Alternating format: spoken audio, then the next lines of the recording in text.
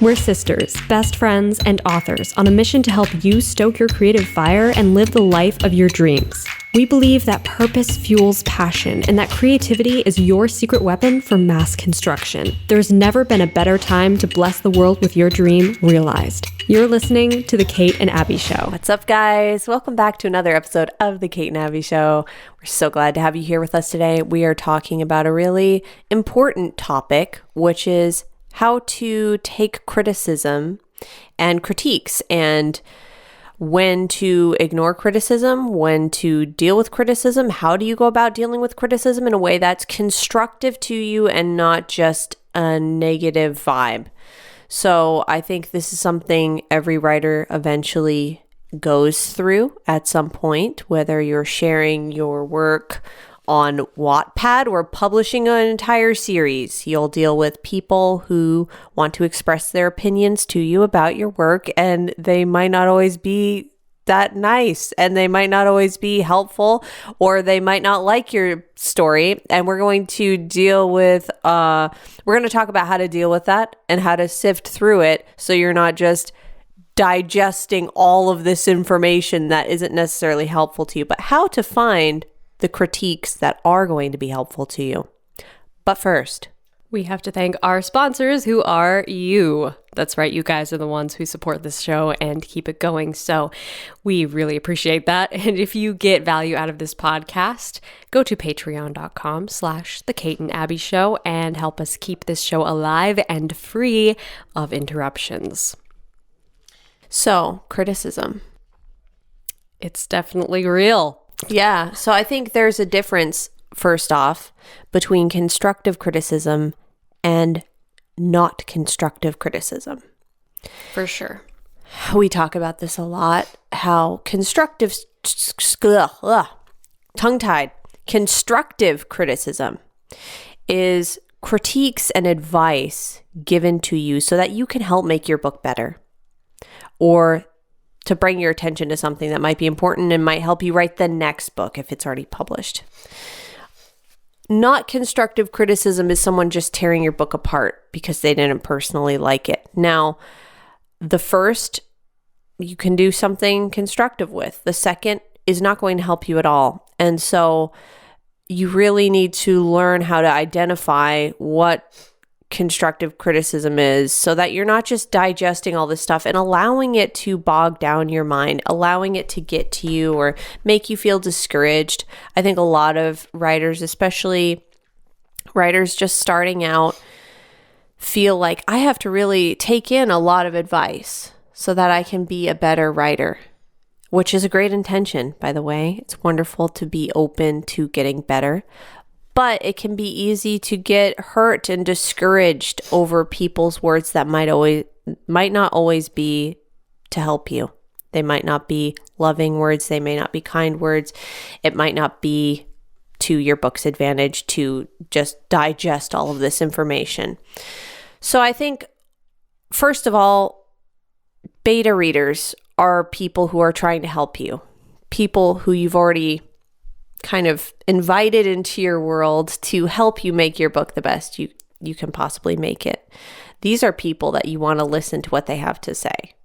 I think beta readers can be a wonderful way to gain constructive criticism that helps you iron out maybe little holes in your plot, or, oh, it doesn't sound like that character would say that, or I don't see what you're doing with this direction here, or that choice of words, or et cetera, et cetera. Yeah, for sure. Yeah, that's something that we've talked about a lot in the past. By the way, if you're watching on YouTube and you think that I'm like over here crying, I'm not. My allergies are just really bad today. I feel like my eyes are just like watering like unbelible. So yeah, the weather here in Vermont has been crazy. Yeah, We've had the dampest summer. It's been awful, and the pollen has been just going nuts because the plants are just going crazy. So I'm not over here weeping about criticism. Don't worry. Abbie gets emotional about this topic. I'm emotional. So yeah, beta readers, which we've talked about in a separate podcast episode, and I've made a video about beta readers as well, should be people who want to see you succeed. And that is a great filter to put on criticism of any kind. right? Or critiques, I should say. Critiques of any kind should be put, the filter of does this person want to see me succeed should be put over it. Now, if that can't be applied, it doesn't necessarily mean that the person wants to see you fail. It could just be that the person does not know you. And so they have no emotional connection to you, and they have no opinion about you really at all. They just read your book without even knowing who you are and decided they didn't like it. Okay, so that's somebody who they don't wish you ill necessarily.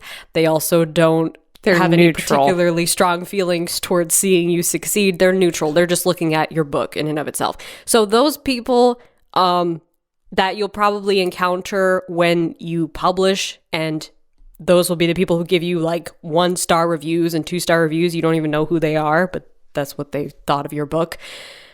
That's stuff that you don't even need to pay attention to, because your book is published, it's out. Yeah. What are you going to do about it now? So you're going to waste your time just feeling bad about maybe, oh, they didn't like that element. Yeah. Like, well, guess what? A bunch of other people are going to like it. Yeah. And if you find that most of the time you get positive reviews, then your book is probably doing good. It's probably a good book. Okay. And you can check this very easily on any website that your book is on. I'm thinking of Goodreads in particular. They have a little graph thingy that pops up next to the book that shows like the line chart of like 5-star reviews, 4 stars. If most of them are like 5 and 4, then you're good to go. You don't need to go sift through those few negative reviews to find something to feel bad about. Like, don't waste your energy there. Because some people just don't like anything, first of all. I mean, that's true. There's a lot of people who don't like a lot of books. Most of the books they read, I've had reviewers say that to me. I have never left more than a 3-star review on any book I've ever read. It's like, okay. Wow, I'd hate to be you. Yeah, well, you're obviously not enjoying your reading experiences, but okay. But I don't need to take that in. I don't need to invite that into my life and my world and my vibe. I can let that be and move on. Yeah. You know what I mean? Like you were just saying, once it's already out there, once it's already published, don't agonize over that. And right. I don't read reviews, and I've never read reviews except for I read like a couple reviews when my first book first came out. And they were mostly just from the people who participated in like a blog tour because I wanted to individually thank each of them and stuff. But other than that, I never have read reviews ever. I have no idea what any of my reviews say. Except if someone emails me and says, hey, I wanted to let you know I thought this about your book, and then I'll read it because it's like a personal message. But really, most of the time, it's not that beneficial to scroll through reviews. If you're getting good feedback from your beta readers and they're like, yeah, this is tight, this is good. If your editor is giving you good feedback and you have an experienced good editor who's telling you, yeah, this is a great book, good job. You don't need to agonize over every single person's opinion. It's going to be a waste of your time and energy to do that. You need to, if you have beta readers and an editor you trust, you can trust them. You can trust their opinion. They're not lying to you to make you feel good. They're telling you their honest opinion, and you can just move forward from there without agonizing over what every single person likes. It's never a good idea to take everybody's advice, and we did a separate episode about how to take advice and stuff like that, which we talk about a lot of these principles in depth. But to take everyone's opinion as if it's the reality you should be paying attention to and how you should be fashioning your writing style, that's not a good idea, because every single person has a different opinion. And what this person likes over here is going to be different from what that person likes over there.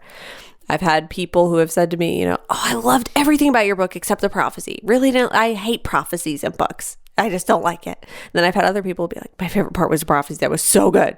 Yeah. So you can't go like elemental stuff. Yeah, everybody's got preferences of what they like in a story, and it's totally preference, and there's no right or wrong to it, and there's no way to change your book to make everybody happy. There's always going to be some people who don't like it. Yeah, if that's your goal, to write a book that everyone will love, then you are going to fail. Just You're going to be unhappy Just forever. putting that out there. Yeah, you have to write a book that you love, and then the people who love those same things are going to find your book and love it. Yeah. That's the most important thing. Also, I think it's important before you set out to even put your book somewhere that you will receive critiques and advice from is to ask yourself, whose opinion do I care about? And like literally sit down and make a list. Make a list of the people whose opinion you care about. And I guarantee you, none of your future reviewers, especially your future negative reviewers, will probably be on that list. Like it will probably be a very short list. I hope it is anyway. If it's a really long list, then maybe you need to do a self-check about like, should I really care about all of these people's opinion of me? Because there should really only be like you should be able to count like on one hand how many people you really respect and you really care about their opinion. Right. It will probably be very few people. So some of those people might be your beta readers, and that would be a great idea, especially if they're honest with you. They have to be brutally honest with you. That is a must, okay? I don't want anyone to think that I am giving advice that you should find your best friend who will sugarcoat everything for you and make you feel good. No, like they should want to see you succeed, but they should be brutally honest with you because they want to see you succeed. Right. They don't want to, friends don't let their friends put out crappy books into the world. Right. Okay. So they should be true friends in that case. But making that list, and then once you publish your book and you find yourself on a website reading reviews, just stop and ask yourself, why am I spending time on this?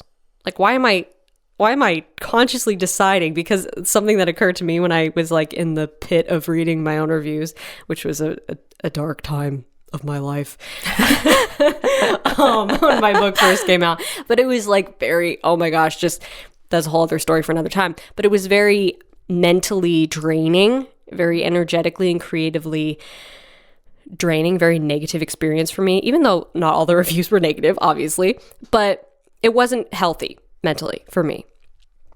But I got to the point where I asked myself, I realized that by spending time on something, you are by default saying to yourself, there is nothing else in the world that I would rather be doing than this. This is the most valuable thing to be doing right now. Like every moment of your day is like that. So yeah, that's another thing to think about. A lot of deep psychological implications. Yeah. So right now you're absorbed in this person's opinion of your book, okay? And this is right now the most important thing for you to be doing with your time? I don't think so. Like you should be writing the next book. Right. Or improving what you're currently writing by taking the advice of people that you actually respect and who respect you. Okay? And who understand you and know your writing style and want to see you succeed, like I always say. Yeah, people who are taking time to help make your book better. Yeah. Like also ARC readers. Like I'm currently going through that stage with my new duology, and I've had some super helpful, sweet souls message me and say, "Oh, I found a couple typos." And I'll be like, "Cool, where are they?" And I'll be able to go find them and fix them. And those are people who are trying to help me make this book as tight and as pure and good and everything I want it to be as I can. So that's great. And I'm so grateful for that. And that's the time to do that. When there's something you can still do about it, cool. Mm-hmm. If it's a long time after you've published it, then you have to ask yourself why. And another thing that is worthy of note here, I think, is even if they're good reviews, even if it's people who love your book and they're saying great things about it, sometimes reading, don't get me wrong, sometimes it can boost your confidence and that can be nice. But when you get too attached to what other people say about your work, whether it's good or bad, your mood and your attitude towards your work starts to become reliant not upon your own passion for your work and your own love for your work, but on what other people think about it and feel about it. Mm-hmm. And when that becomes your driving force, when, okay, I can only have a good day on a subconscious level if people are affirming that my work is good. Then we start to become reliant upon other people's opinions in a sort of toxic way. So I think it's best to detach from all of that. And if you find your purpose, your reason for doing this, why your story matters to you, what we always talk about here, then that should be what propels you. Whether people love it or hate it or whatever, it's not going to stop you from what you're doing, because you know why you're doing this. You know why you're passionate about it. You know why you love it. You don't need someone to be there to tell you that it's great. Right. That's so, so true. And I love the way you just said that. That's so true. That's something I have definitely learned from experience. Not all good experience, but realizing that when you give someone the power to make you happy, you also give them the power to make you sad, based on their opinion of you, which you should never base your worth or the worth of your work or your art on someone else's opinion. Like, just mental health 101, never do that. And if you find yourself doing that, maybe it's time to disconnect. Maybe it's time to take a break from social media or any of these websites where you see all of that input. And it's time to just take a step back and rediscover, why do I love doing this? Feedback can help to make you a better writer, but it can also be discouraging if you receive it in the wrong way or receive too much of it. So I think this is all about finding a balance, like a happy medium between the two things, and receiving feedback in a constructive way that makes you a better writer and makes you actually enjoy the process even more. It makes you more confident to put your work out into the world. Also, I think it's important to, when you decide to take criticism or critiques from the chosen few people who are giving you feedback that you respect and that I want to see you succeed, obviously. When the time comes to do that, I think it's important to set aside specific time for that and not just let it intrude upon your life, so to speak.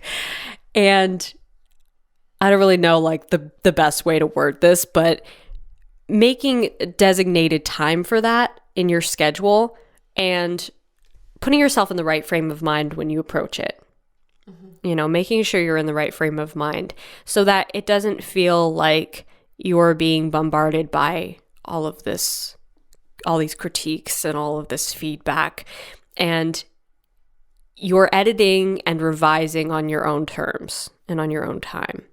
I think that helps a lot in the process, at least it has for me, to feel like I'm doing this on my own terms and I'm in the right frame of mind to receive feedback right now and to implement it, because I'm not always in the right frame of mind to do that. And if you're receiving feedback and critiques and you're not in the right frame of mind, not only will you not be as open-minded and creative, but it might also have more of a negative impact on you and your creativity. So I think that's also important, and that'll be different for everybody. So that's why I'm kind of vague as I'm saying all of this, but yeah, you know what I mean? No, for sure. Don't let it invade your creative time. And the thing to remember too is if there are best-selling authors that you can go on their Amazon pages and see thousands of one-star reviews. You could go to a really famous book, okay? You could go to one of Stephen King's novels or Harry Potter or The Hunger Games or you name it, some famous book, and you'll see thousands of one-star reviews of people who are like, I hate this book. It's the worst book ever. Well, who cares? The funniest one I ever saw. It doesn't matter. Was a 1-star review for Harry Potter, the first book in the series. And they started their review by saying, can 35 million people be wrong? Yes. Oh, wow. Because they are the authority of all literature. I thought it's just so funny. It is such a funny, because it's like, well, obviously not. But okay. Right. I mean, you're entitled to your own opinion, yes, but so in a way, all in good fun. The numbers don't lie. Right. All in good fun. Don't take it too seriously. Don't take these things too seriously. The reason you probably at least chuckled in your head when you heard that just now is because you see that you can't take every single person as this is reality right here. Wow, I need to be paying attention to it. No, it's just their opinion.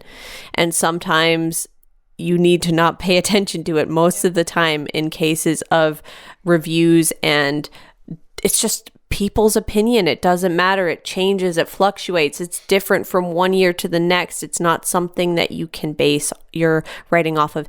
And another thing too is if you're getting a variety of reviews, some people love it, some people hate it. Congratulations, you're an artist. That's what art is all about, is some people like it and some people don't. And it's been like that for all of time. Some of the greatest artists were very controversial artists. Lots of people didn't like their work. Lots of people thought, oh, this is a new and abstract style. We hate it. And all the critics agreed. But yet it hangs in the Louvre now.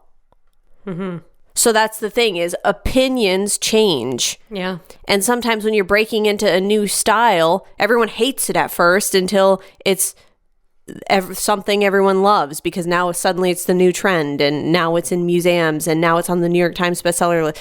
It all changes and fluctuates. And so you can't take the hype seriously. You have to detach from the hype, the trends, the reviews, and really focus on, what does this mean to you? Yeah. Like at the end of the day, does your writing make you happy? Does your story matter to you? And if so, does anything else really matter? You know, like seriously, think about it. Yeah. Think about it. Does anything else really matter?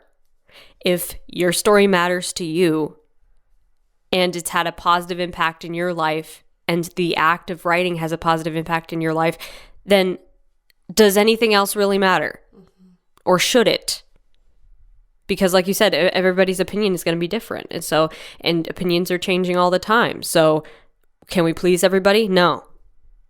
Right. Well, then the goal has to be to please ourselves and to make ourselves happy and do things just out of the joy of creating. And as you were saying that, I was thinking about how, and we've used this metaphor a lot, how little kids are so creative and enjoy creating and just the art of creating, and how when we were little kids, we created a lot of all kinds of crazy, awesome stuff. And there was never any pressure to make it good or make it something that other people would like. It was just out of the joy of creating and being creative. And the act of being creative, it's like being so present in the moment and enjoying your own art and your own creativity. And that's really where the life is found, I think. Yeah. That's really where the meaning and the energy that we're looking for is found. Yeah, I agree, because we need to learn how to go back to that childlike wonder. Yeah. Of, do I enjoy this? Am I enjoying it? Do I want to make the next thing? Yeah. Not, is it good or bad or good enough, or will enough people like it? We never concerned ourselves with that when we were kids. Yeah. We were interested in creating something that made us feel a sense of wonder and awe. And that's really the most important thing you can do for yourself with your art form. Yeah. Very true. Yeah. And that's really where things go wrong.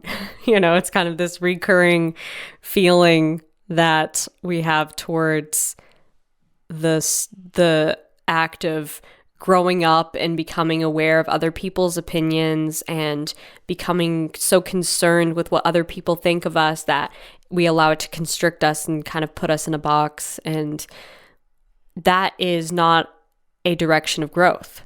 It's Right. not a direction of creativity, and it's not going to help you to explode your potential. Right. And I think we can all agree that we feel this collective sense of sadness when you see a little kid start worrying about the opinions of others or feeling like they're being criticized or made fun of because of what they enjoy creating. And it's like, no, don't feel that way. You should just express your creativity and be happy with it, and not worry about the opinions of others and make you feel bad.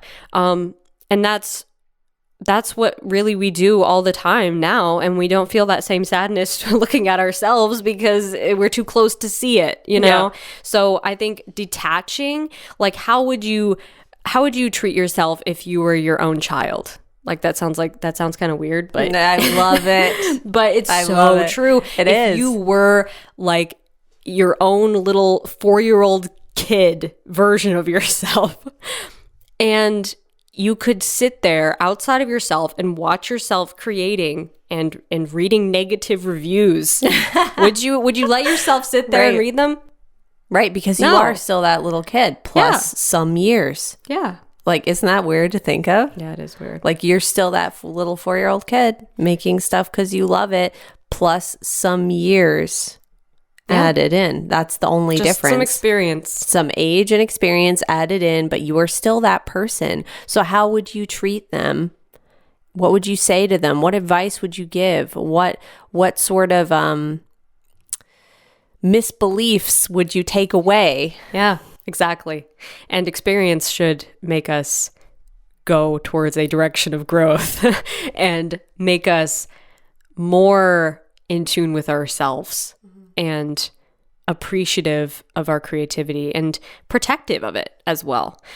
And there's so much to learn, so much to talk about in this topic, but I think we've rambled on for a while. I think we've given you guys a good holistic dose of advice that will nourish your creative soul and help you navigate this road a bit better. Yes, definitely hope you guys took some notes for this one so that you can approach taking feedback and criticism and critiques with a positive mindset and never let the negativity get you down, and protect your creativity and treat yourself as you would treat your own child. Even if you don't have a child, imagine yourself as the child version of yourself. Don't let yourself be like distracted by anything. Yeah. Anything that derails your creativity, it's not going to be good for you. So stay positive and apply tongue-tied again for me too. Apply constructive criticism to make your work better, but never let it get you down. Mm-hmm. So thank you for listening to this episode. We hope that you liked it. Hope it inspired you. If it did, share it with a friend. Smash the like button. Do all that great stuff. If you haven't seen the video version of this podcast, check that out on Kate's YouTube channel, which is youtube.com/KAMens. And thank you again to our amazing patrons who make this show possible.